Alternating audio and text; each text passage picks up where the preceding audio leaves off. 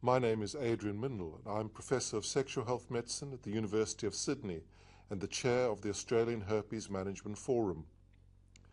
This presentation will consider the best time and method to take a swab to diagnose genital herpes. Genital herpes is a very common sexually transmitted infection in Australia and can be caused either by herpes simplex virus type 2, HSV2, or herpes simplex type 1, HSV1. HSV2 is more common in women and also occurs more often in individuals with a greater number of sexual partners. It is transmitted via genital-to-genital contact, and many individuals acquire the infection from a partner who is asymptomatic and consequently unaware that they have the infection. HSV1 is transmitted via orogenital sex, and in recent times, genital HSV1 infection has become more common. The signs and symptoms of HSV2 and HSV1 infection are indistinguishable. However, genital HSV2 recurs more often than genital HSV1.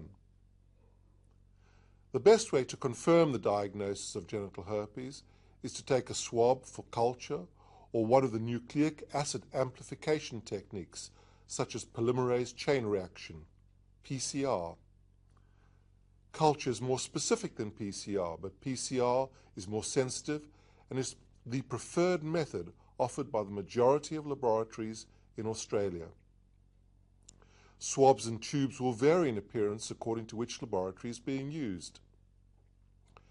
Microbiological confirmation of herpes simplex is required in order to prescribe PBS-listed antiviral drugs, including famciclovir, valacyclovir, and acyclovir.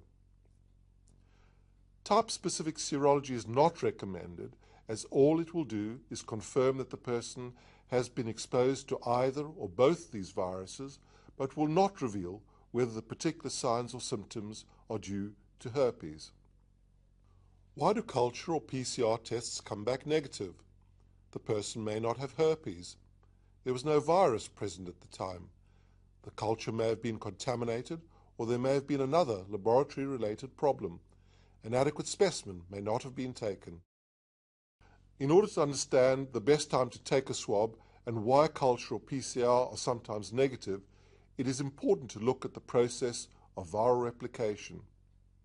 This figure shows that in the early stage of infection, when the vesicles first occur, viral shedding is at its maximum and declines rapidly. So, during the ulcer stage, there is still considerable quantity of virus present, but by the time the lesions are crusted, viral replication has markedly declined. Clearly, the best time to take a specimen is early in the course of the episode. However, this is not always possible or practical. We will now look at the practical aspects of taking specimens during the various stages of infection. It is important to remember that viral particles are usually intracellular. Consequently, areas for swabbing should always be rubbed firmly to ensure that cellular material is obtained. How to take a specimen before the development of vesicles or ulcers. First, let us look at what to do when a patient presents very early, before the development of vesicles or ulcers, and when there may be no signs of the infection or perhaps minimal erythema. Although the skin is not yet broken, it is possible to identify the virus at this time.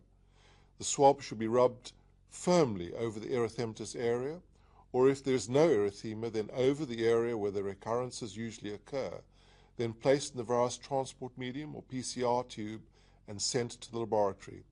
If possible and practical, it may be advisable to wait until vesicles or ulcers are present. How to take a specimen when vesicles are present. In order to obtain a suitable specimen, the vesicle needs to be burst.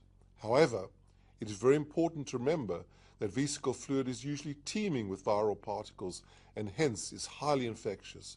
Consequently, it is important to ensure that the fluid does not come into contact with open areas on the skin or the eye. Vesicles on dry skin can be tense, and when ruptured, fluid may inadvertently be sprayed onto the skin or eye. The best way to avoid this is to burst the vesicle with a sterile needle.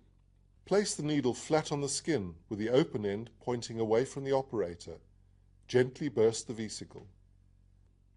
Take a swab and collect the vesicle fluid and then rub the swab firmly over the base of the de-roofed vesicle. The swab should then be placed in virus transport medium or a PCR tube and sent to the laboratory. How to take a specimen when ulcers are present. Bearing in mind that it is important to obtain cellular material, the swab should be rubbed firmly over the base of the ulcer. The swab should then be placed in the virus transport medium or a PCR tube and sent to the laboratory. How to take a specimen when crusts or scabs are present. When lesions are crusted, there is usually only a small amount of virus present. In order to enhance the chance of a positive culture or PCR test, it is important to remove the crust and obtain a specimen from the area below the crust. Crusts can be carefully removed with a sterile needle and the area below the crust firmly swabbed.